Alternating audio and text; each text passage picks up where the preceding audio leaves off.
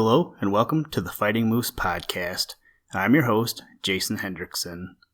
This is a podcast where I retell stories, some fictional and some historical, that can be enjoyed by people of all ages. Today, we go on an adventure with Sherlock Holmes in the story, The 5 Orange Pips. I asked my son the other day what I should do for the next episode, and he requested another Sherlock Holmes story, so here it is. He wasn't drawn to any of the stories in particular when I was reading the list to him, and he said that I could choose, so I chose this one. I was drawn to the title because I like the color orange, and pips reminded me of trading on the foreign exchange market. Anyway, I hope that you are enjoying the podcast. It's been a while since I have seen any new reviews on iTunes, so if you could head over there and leave us a review, it would be greatly appreciated. I would really like to hear what you have to say. Now, let's turn to today's story. I hope you enjoy. Let's begin. Liftoff. We have a liftoff.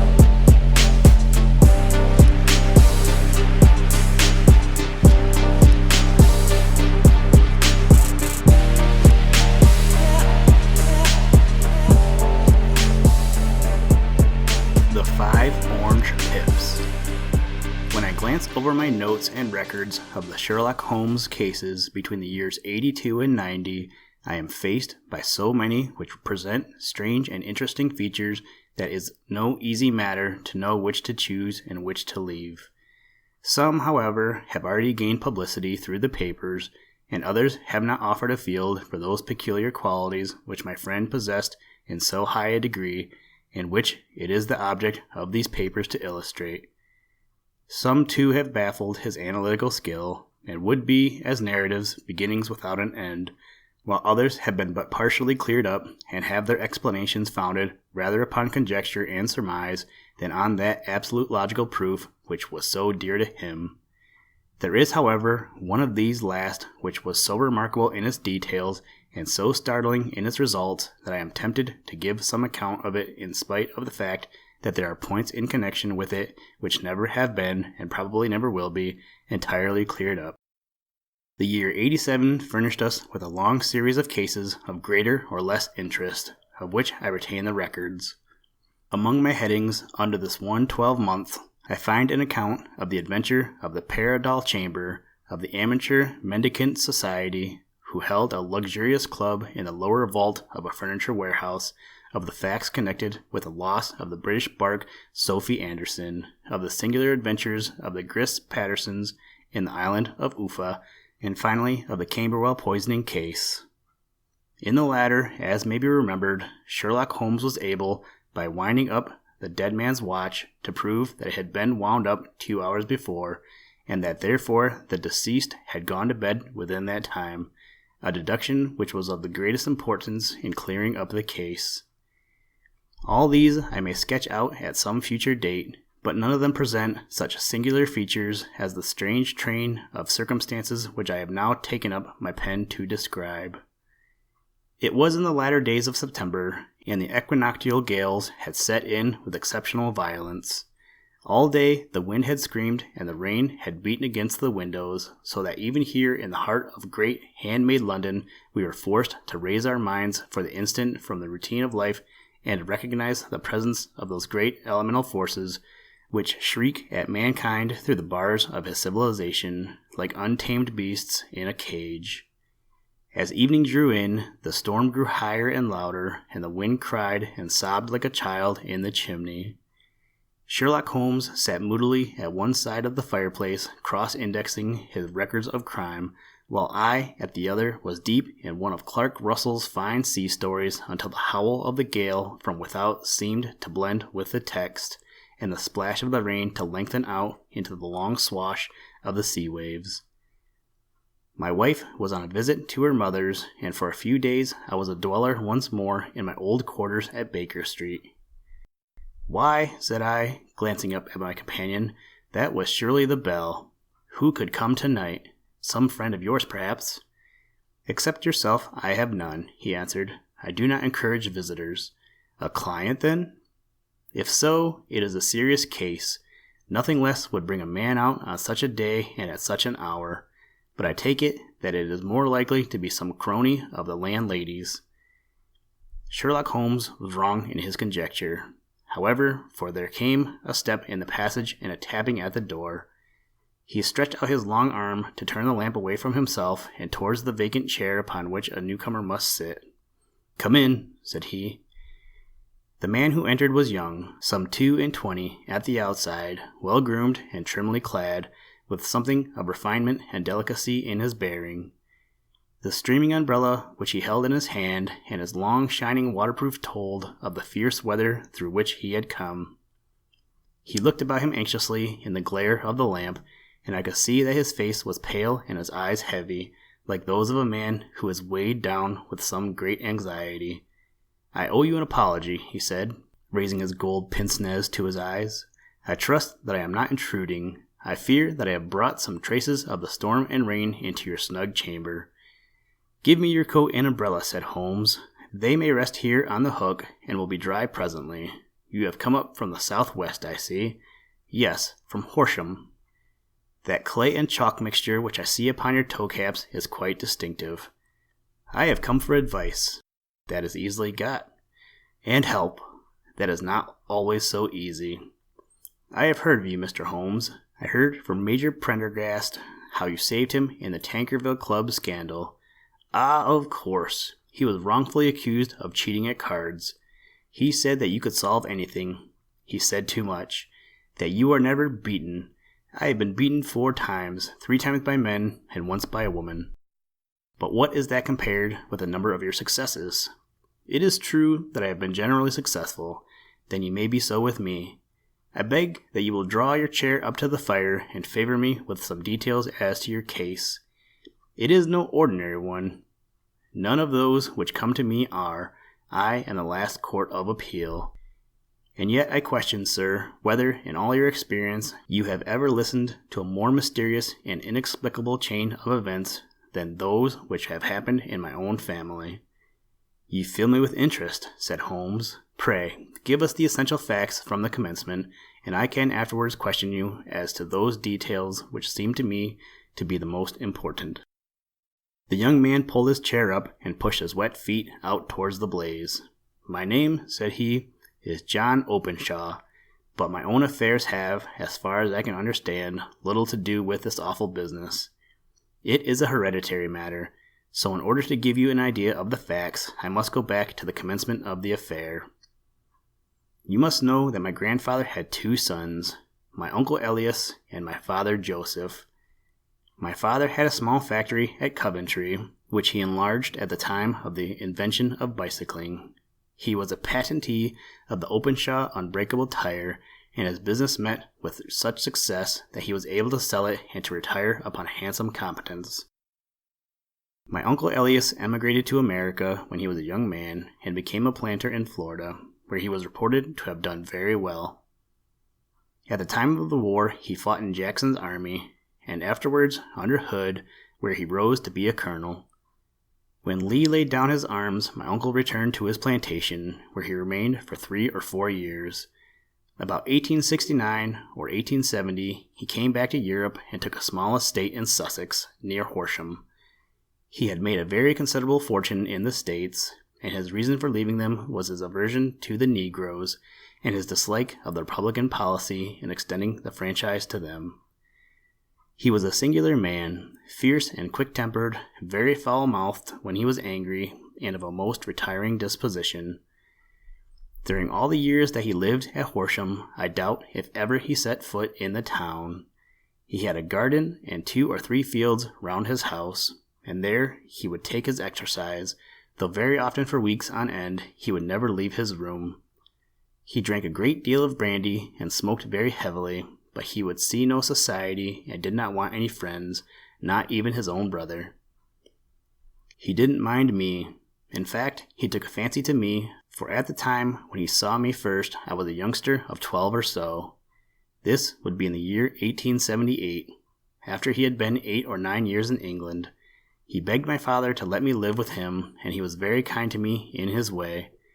When he was sober, he used to be fond of playing backgammon and draughts with me, and he would make me his representative both with the servants and with the tradespeople, so that by the time that I was 16, I was quite master of the house. I kept all the keys and could go where I liked and do what I liked, so long as it did not disturb him in his privacy. There was one singular exception, however, for he had a single room, a lumber room, up among the attics, which was invariably locked, and which he would never permit either me or anyone else to enter. With a boy's curiosity, I have peeped through the keyhole, but I was never able to see more than such a collection of old trunks and bundles as would be expected in such a room. One day, it was in March 1883, a letter with a foreign stamp lay upon the table in front of the colonel's plate. It was not a common thing for him to receive letters, for his bills were all paid in ready money, and he had no friends of any sort. "From India," said he as he took it up. "Pondicherry postmark. What can this be?" Opening it hurriedly, out there jumped 5 little dried orange pips, which pattered down upon his plate. I began to laugh at this, but the laugh was struck from my lips at the sight of his face. His lips had fallen, his eyes were protruding, his skin the color of putty, and he glared at the envelope which he still held in his trembling hand. "K," he shrieked, and then, my God, my sins have overtaken me." "What is it, uncle?" I cried. "Death," said he, and rising from the table, he retired to his room, leaving me palpitating with horror. I took up the envelope and saw scrawled in red ink upon the inner flap, just above the gum, the letter K 3 times repeated. There was nothing else save the 5 dried pips. What could be the reason of this overpowering terror? I left the breakfast table, and as I ascended the stair, I met him coming down with an old rusty key, which must have belonged to the attic in one hand, and a small brass box like a cash box in the other. "They may do what they like, but I'll checkmate them still," said he with an oath. "Tell Mary that I shall want a fire in my room today, and send down to Fordham the Horsham lawyer." I did as he ordered, and when the lawyer arrived I was asked to step out of the room. The fire was burning brightly, and in the grate there was a mass of black, fluffy ashes as of burned paper, while the brass box stood open and empty beside it. As I glanced at the box I noticed, with a start, that upon the lid was printed the treble K which I had read in the morning upon the envelope. "I wish you, John," said my uncle, "to witness my will. I leave my estate, with all its advantages and all its disadvantages, to my brother, your father, whence it will, no doubt, descend to you. If you can enjoy it in peace, well and good. If you find you cannot, take my advice, my boy, and leave it to your deadliest enemy. I am sorry to give you such a two-edged thing, but I can't say what turn things are going to take. Kindly sign the paper where Mr. Fordham shows you." I signed the paper as directed, and the lawyer took it away with him. The singular incident made, as you may think, the deepest impression upon me, and I pondered over it and turned it every way in my mind without being able to make anything of it. Yet I could not shake off the vague feeling of dread which it left behind, though the sensation grew less keen as the weeks passed and nothing happened to disturb the usual routine of our lives. I could see a change in my uncle, however. He drank more than ever, and he was less inclined for any sort of society. Most of his time he would spend in his room, with the door locked upon the inside, but sometimes he would emerge in a sort of drunken frenzy and would burst out of the house and tear about the garden with a revolver in his hand, screaming out that he was afraid of no man and that he was not to be cooped up, like a sheep in a pen, by man or devil. When these hot fits were over, however, he would rush tumultuously in at the door and lock and bar it behind him, like a man who can brazen it out no longer against the terror which lies at the roots of his soul. At such times I have seen his face, even on a cold day, glisten with moisture, as though it were new raised from a basin. Well, to come to an end of the matter, Mr. Holmes, and not to abuse your patience, there came a night when he made one of those drunken sallies from which he never came back. We found him, when we went to search for him, face downward in a little green-scummed pool, which lay at the foot of the garden. There was no sign of any violence, and the water was but 2 feet deep, so that the jury, having regard to his known eccentricity, brought in a verdict of suicide. But I, who knew how he winced from the very thought of death, had much ado to persuade myself that he had gone out of his way to meet it. The matter passed, however, and my father entered into possession of the estate and of some £14,000 which lay to his credit at the bank. "One moment," Holmes interposed. "Your statement is, I foresee, one of the most remarkable to which I have ever listened. Let me have the date of the reception by your uncle of the letter and the date of his supposed suicide." The letter arrived on March 10th, 1883. His death was 7 weeks later, upon the night of May 2nd. "Thank you. Pray proceed." When my father took over the Horsham property, he, at my request, made a careful examination of the attic, which had been always locked up. We found the brass box there, although its contents had been destroyed. On the inside of the cover was a paper label with the initials of KKK repeated upon it, and letters, memoranda, receipts, and a register written beneath. These, we presume, indicated the nature of the papers which had been destroyed by Colonel Openshaw. For the rest, there was nothing of much importance in the attic, save a great many scattered papers and notebooks bearing upon my uncle's life in America.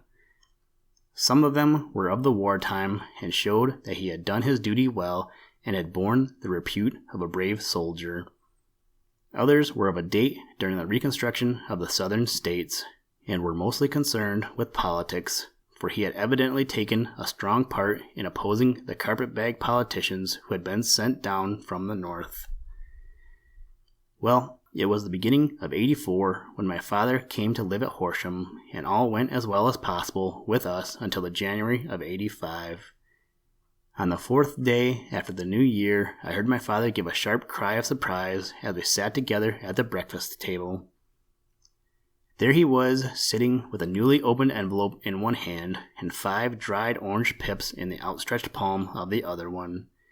He had always laughed at what he called my cock and bull story about the colonel, but he looked very scared and puzzled now that the same thing had come upon himself. "Why, what on earth does this mean, John?" he stammered.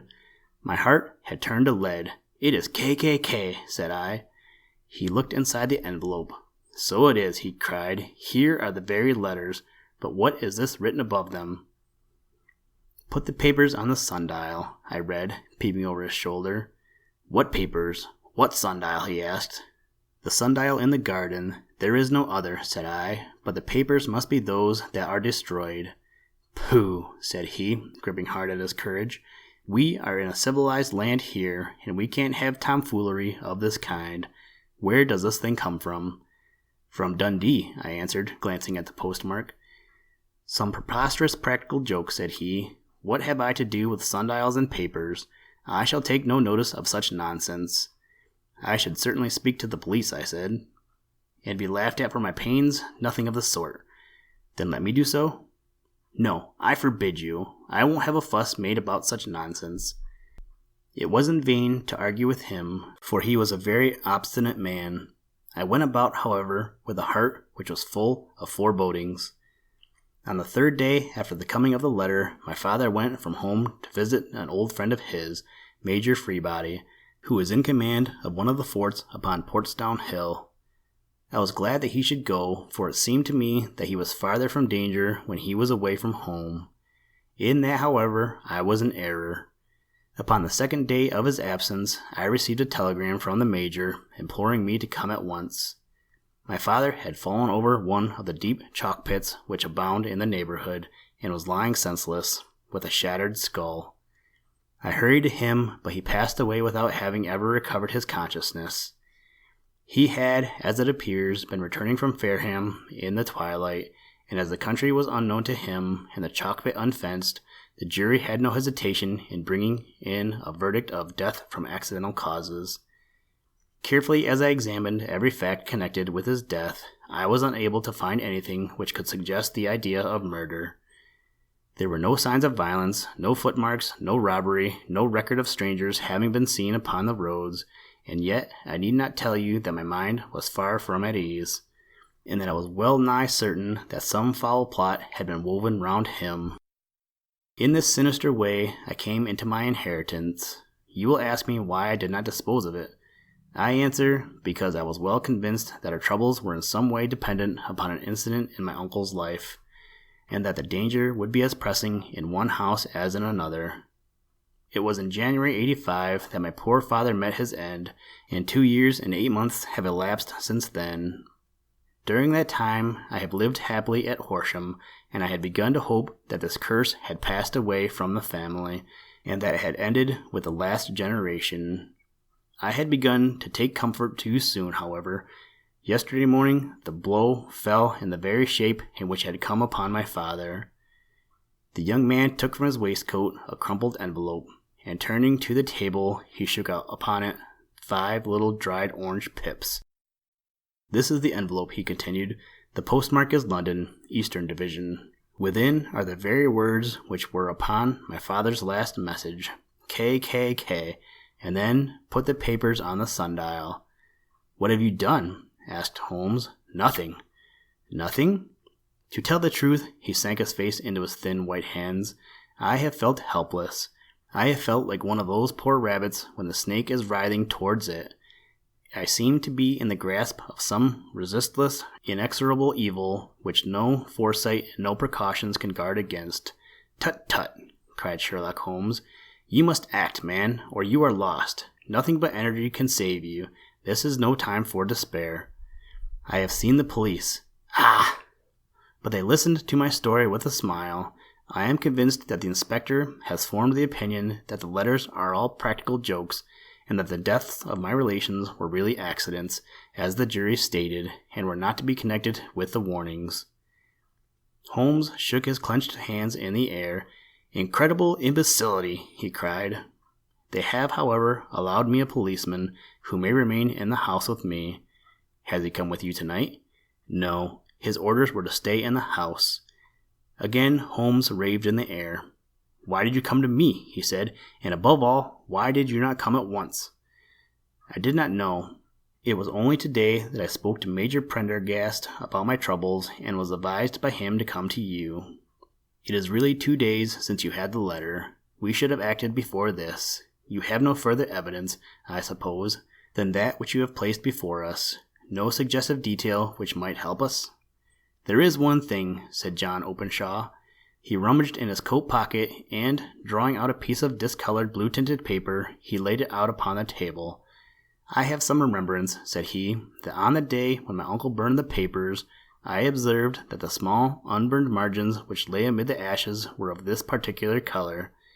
I found this single sheet upon the floor of his room, and I am inclined to think that it may be one of the papers which has, perhaps, fluttered out from among the others, and in that way has escaped destruction.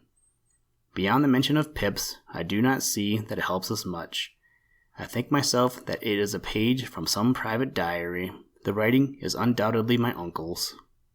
Holmes moved the lamp, and we both bent over the sheet of paper, which showed by its ragged edge that it had indeed been torn from a book. It was headed March 1869, and beneath were the following enigmatical notices: 4th, Hudson came, same old platform. 7th, set the pips on Macaulay, Paramore, and John Swain of St. Augustine. 9th, Macaulay cleared. 10th, John Swain cleared. 12th, visited Paramore, all well. "Thank you," said Holmes, folding up the paper and returning it to our visitor. "And now you must on no account lose another instant. We cannot spare time even to discuss what you have told me. You must get home instantly and act."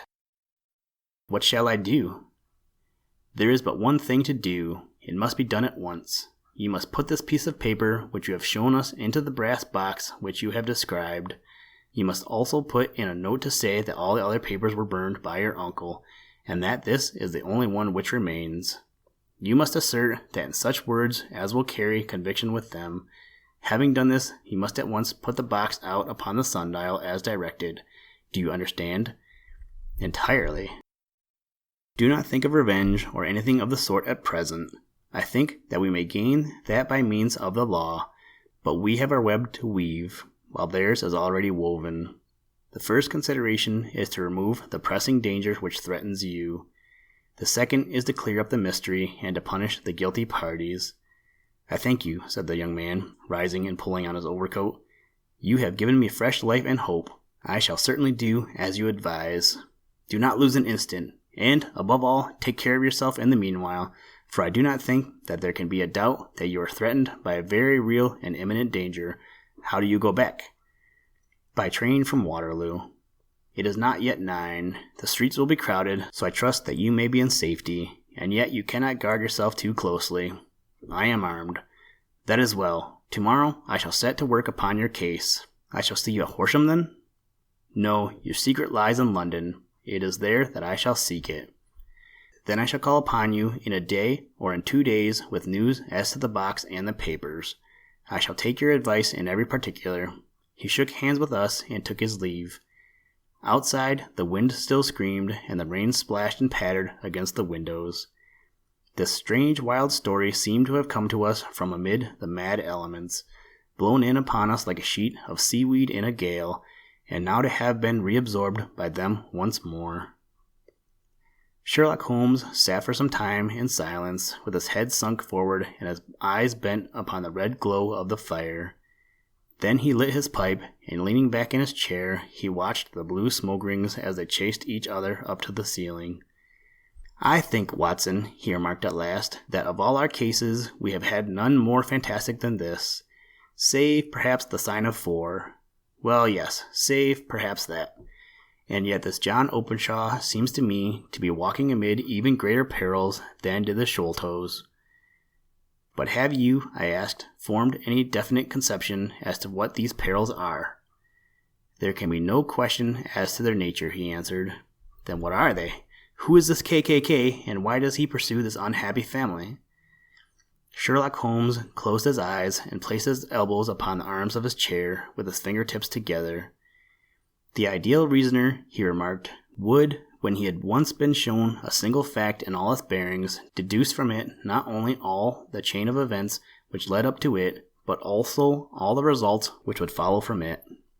As Cuvier could correctly describe a whole animal by the contemplation of a single bone, so the observer who has thoroughly understood one link in a series of incidents should be able to accurately state all the other ones, both before and after. We have not yet grasped the results which the reason alone can attain to. Problems may be solved in the study which have baffled all those who have sought a solution by the aid of their senses. To carry the art, however, to its highest pitch, it is necessary that the reasoner should be able to utilize all the facts which have come to his knowledge, and this in itself implies, as you will readily see, a possession of all knowledge, which, even in these days of free education and encyclopedias, it is a somewhat rare accomplishment. It is not so impossible, however, that a man should possess all knowledge which is likely to be useful to him in his work, and this I have endeavored in my case to do. If I remember rightly, you, on one occasion, in the early days of our friendship, defined my limits in a very precise fashion. Yes, I answered, laughing. It was a singular document. Philosophy, astronomy, and politics were marked at 0, I remember. Botany variable, geology profound as regards the mud stains from any region within 50 miles of town, chemistry eccentric, anatomy unsystematic, sensational literature and crime records unique, violin player, boxer, swordsman, lawyer, and self-poisoner by cocaine and tobacco. Those, I think, were the main points of my analysis. Holmes grinned at the last item. Well, he said, I say now, as I said then, that a man should keep his little brain attic stocked with all the furniture that he is likely to use, and the rest he can put away in the lumber room of his library, where he can get it if he wants it. Now, for such a case as the one which has been submitted to us tonight, we need, certainly, to muster all our resources.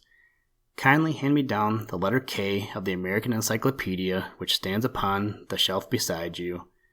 Thank you. Now let us consider the situation and see what may be deduced from it. In the first place, we may start with a strong presumption that Colonel Openshaw had some very strong reason for leaving America. Men at his time of life do not change all their habits and exchange willingly the charming climate of Florida for the lonely life of an English provincial town. His extreme love of solitude in England suggests the idea that he was in fear of someone or something, so we may assume as a working hypothesis that it was fear of someone or something which drove him from America. As to what it was he feared, we can only deduce that by considering the formidable letters which were received by him and his successors. Did you remember the postmarks of those letters? The first was from Pondicherry, the second from Dundee, and the third from London. From East London. What do you deduce from that? They are all seaports, that the writer was on board of a ship. Excellent. We have already a clue. There can be no doubt that the strong probability, is that the writer was on board of a ship. And now let us consider another point. In the case of Pondicherry, 7 weeks elapsed between the threat and its fulfillment. In Dundee, it was only some 3 or 4 days. Does that suggest anything? A greater distance to travel. But the letter had also a greater distance to come. Then I do not see a point. There is at least a presumption that the vessel in which the man or men are is a sailing ship. It looks as if they always send their singular warning or token before them when starting upon their mission. You see how quickly the deed followed the sign when it came from Dundee. If they had come from Pondicherry in a steamer, they would have arrived almost as soon as their letter. But, as a matter of fact, 7 weeks elapsed. I think that those 7 weeks represented the difference between the mailboat which brought the letter and the sailing vessel which brought the writer. It is possible, more than that, it is probable. And now you see the deadly urgency of this new case, and why I urged young Openshaw to caution. The blow has always fallen at the end of the time which it would take the senders to travel the distance, but this one comes from London, and therefore we cannot count upon delay. Good God, I cried. What can it mean, this relentless persecution? The papers which Openshaw carried are obviously of vital importance to the person or persons in the sailing ship. I think that it is quite clear that there must be more than one of them. A single man could not have carried out 2 deaths in such a way as to deceive a coroner's jury.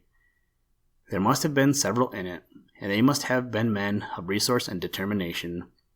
Their papers they mean to have, be the holder of them who it may. In this way you see KKK ceases to be the initials of an individual and becomes the badge of a society. But of what society?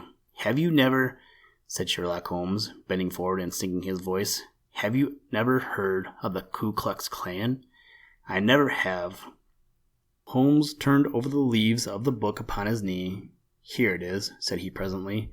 Ku Klux Klan, a name derived from the fanciful resemblance to the sound produced by cocking a rifle. This terrible secret society was formed by some ex-Confederate soldiers in the southern states after the Civil War, and it rapidly formed local branches in different parts of the country, notably in Tennessee, Louisiana, the Carolinas, Georgia, and Florida.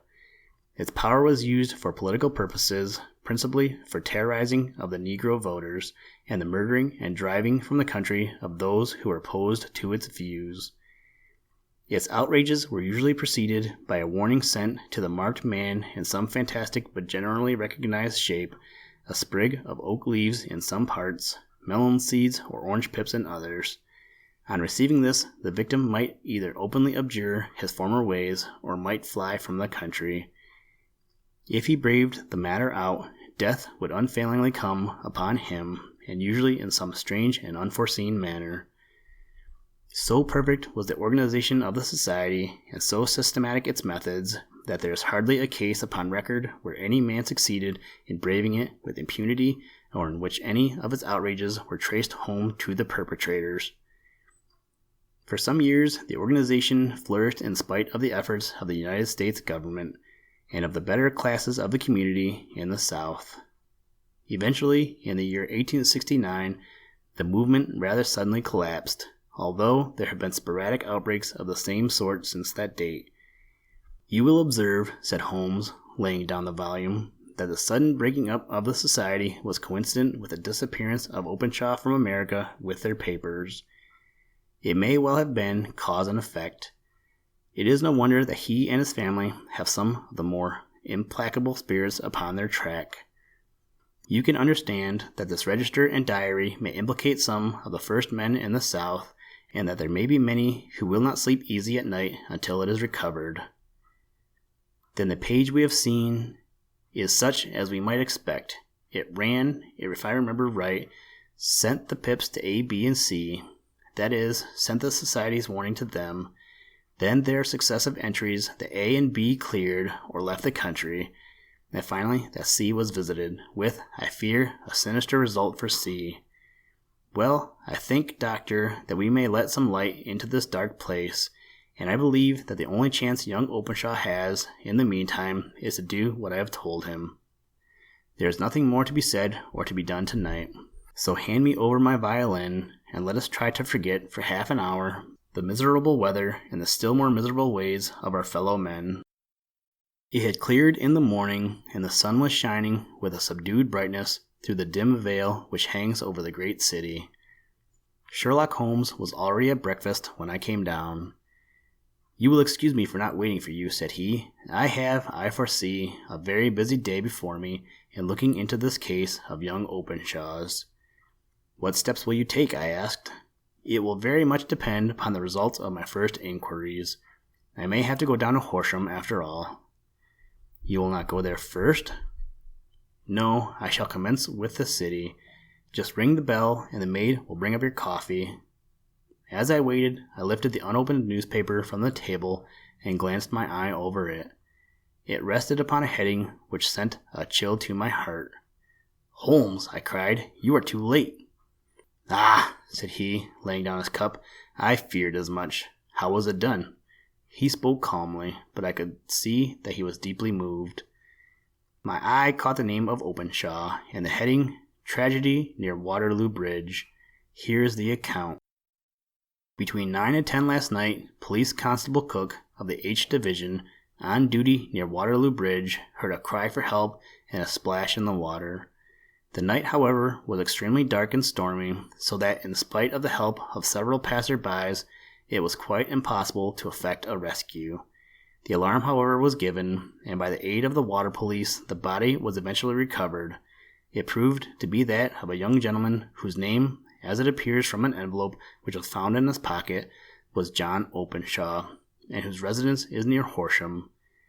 It is conjectured that he may have been hurrying down to catch the last train from Waterloo Station, and that in his haste and the extreme darkness he missed his path and walked over the edge of one of the small landing places for river steamboats. The body exhibited no traces of violence, and there can be no doubt that the deceased had been the victim of an unfortunate accident, which should have the effect of calling the attention of the authorities to the condition of the riverside landing stages. We sat in silence for some minutes, Holmes more depressed and shaken than I had ever seen him. "That hurts my pride, Watson," he said at last. "It is a petty feeling, no doubt, but it hurts my pride. It becomes a personal matter with me now, and, if God sends me health, I shall set my hand upon this gang, that he should come to me for help, and then I should send him away to his death." He sprang from his chair and paced about the room in uncontrollable agitation, with a flush upon his sallow cheeks and a nervous clasping and unclasping of his long, thin hands. "They must be cunning devils," he exclaimed at last. "How could they have decoyed him down there? The embankment is not on the direct line to the station. The bridge, no doubt, was too crowded, even on such a night, for their purpose. Well, Watson, we shall see who will win in the long run. I am going out now." "To the police?" "No, I shall be my own police. When I have spun the web, they may take the flies, but not before." All day I was engaged in my professional work, and it was late in the evening before I returned to Baker Street. Sherlock Holmes had not come back yet. It was nearly 10 o'clock before he entered, looking pale and worn. He walked up to the sideboard, and tearing a piece from the loaf he devoured it voraciously, washing it down with a long draught of water. "You are hungry," I remarked. "Starving. It had escaped my memory. I have had nothing since breakfast." "Nothing?" "Not a bite. I had no time to think of it." "And how have you succeeded?" "Well, you have a clue?" "I have them in the hollow of my hand. Young Openshaw shall not long remain unavenged. Why, Watson, let us put their own devilish trademark upon them. It is well thought of." "What do you mean?" He took an orange from the cupboard, and tearing it to pieces, he squeezed out the pips upon the table. Of these he took 5 and thrust them into an envelope. On the inside of the flap he wrote S.H. for J.O. Then he sealed it and addressed it to Captain James Calhoun, Bark, Lone Star, Savannah, Georgia. That will await him when he enters port, said he, chuckling. It may give him a sleepless night. He will find it as sure a precursor of his fate as Openshaw did before him. And who is this Captain Calhoun? The leader of the gang. I shall have the others, but he first. How did you trace it, then? He took a large sheet of paper from his pocket, all covered with dates and names. I have spent the whole day, said he, over Lloyd's registers and files of the old papers, following the future career of every vessel which touched at Pondicherry in January and February in '83. There were 36 ships of fair tonnage, which were reported there during these months. Of these, one, the Lone Star, instantly attracted my attention, since, although it was reported as having cleared from London, the name is that which is given to one of the states of the Union, Texas, I think. I was not, and am not sure which, but I knew that the ship must have an American origin. What then? I searched the Dundee records, and when I found that the bark Lone Star was there in January '85, my suspicion became a certainty. I then inquired as to the vessels which lay at present in the port of London. Yes, the Lone Star had arrived here last week. I went down to the Albert Dock and found that she had been taken down the river by the early tide this morning, homeward bound to Savannah. I wired to Gravesend and learned that she had passed some time ago, and as the wind is easterly, I have no doubt that she is now past the Goodwins and not very far from the Isle of Wight. What will you do then? Oh, I have my hand upon him. He and the two mates are, as I learn, the only native-born Americans in the ship. The others are Finns and Germans. I know also that they were all three away from the ship last night. I had it from the stevedore, who has been loading their cargo. By the time that their sailing ship reaches Savannah, the mailboat will have carried this letter, and the cable will have informed the police of Savannah that these three gentlemen are badly wanted here upon a charge of murder. There is ever a flaw, however, in the best laid of human plans, and the murderers of John Openshaw were never to receive the orange pips which would show them that another as cunning and as resolute as themselves was upon their track. Very long and very severe were the equinoctial gales that year. We waited long for news of the Lone Star of Savannah, but none ever reached us. We did at last hear that somewhere far out in the Atlantic a shattered stern post of a boat was seen swinging in the trough of a wave with the letters LS carved upon it. And that is all which we shall ever know of the fate of the Lone Star.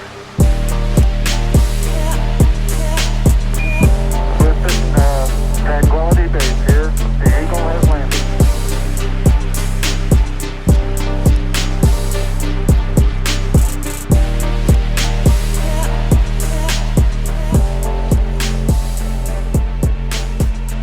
Thank you for listening to this episode of the Fighting Moose podcast. Please join us next time, as the plan is to finally read Captain Singleton by Daniel Defoe. But who knows, that might change if my son has anything to say about it. Today's music was provided by the artist Drake Stafford. For more information to download and or listen to audio or materials from all our recordings, or to contact us, please visit www.thefightingmoose.com, or you can follow links in the show notes. And as always, try and do a random act of kindness every day. Whoop! Shark attack, nom nom nom nom. Jellyfish, pan sandwich, turkey, snowman, dolphin, helicopter, last supper, monkey in a zoo. What? Gear shift.